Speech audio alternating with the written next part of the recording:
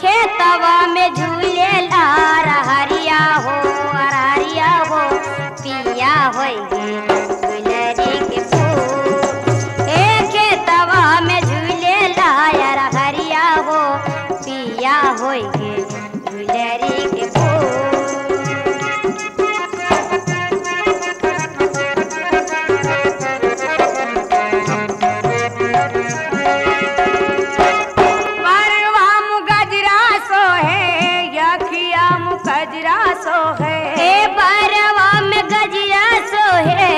अखिया में गजरा सोहे माथवा पे सोहे लाट कुलिया ओट कुलिया हो सैया होइगे गुलरी के फूल। माथवा पे सोहे लाट कुलिया हो सैया होइगे गुलरी के फूल।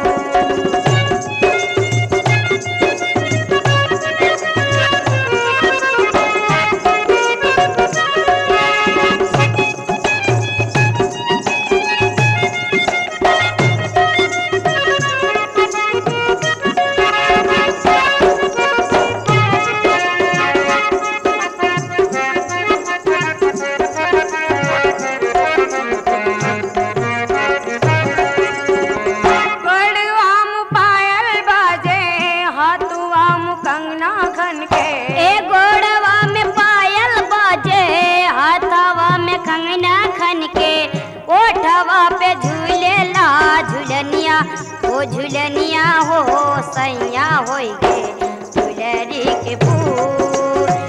ओढ़वा पे झूलेला झुलनिया हो सैया होइगे गुलरी का फूल।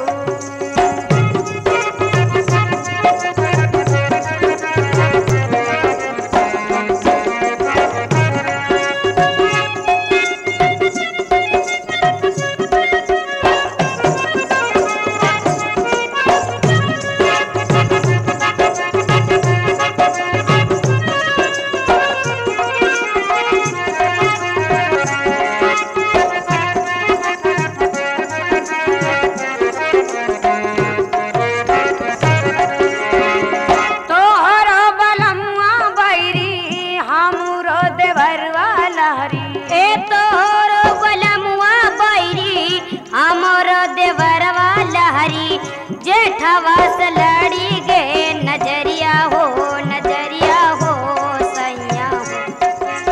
हर जेठाऊ से लड़ी गे नजरिया हो सैया होइगे गुलरी का फूल। जेठाऊ से लड़ी गे नजरिया हो सैया होइगे गुलरी का फूल।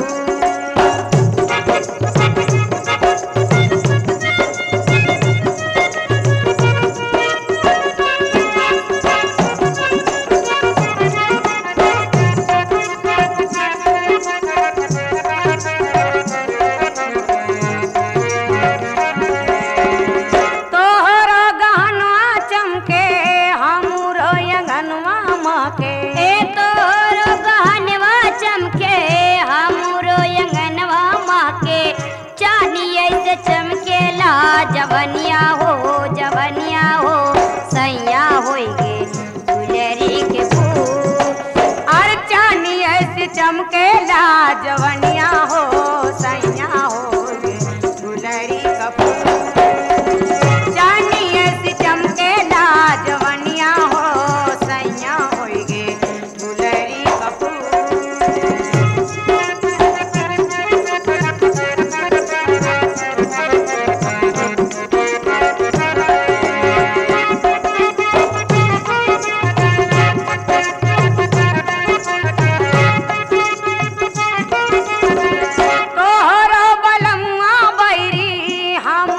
देवरवा लहरी। हे तोरो बलमुआ बैरी हमर देवरवा लहरी, जेठवा से लड़ी गे नजरिया हो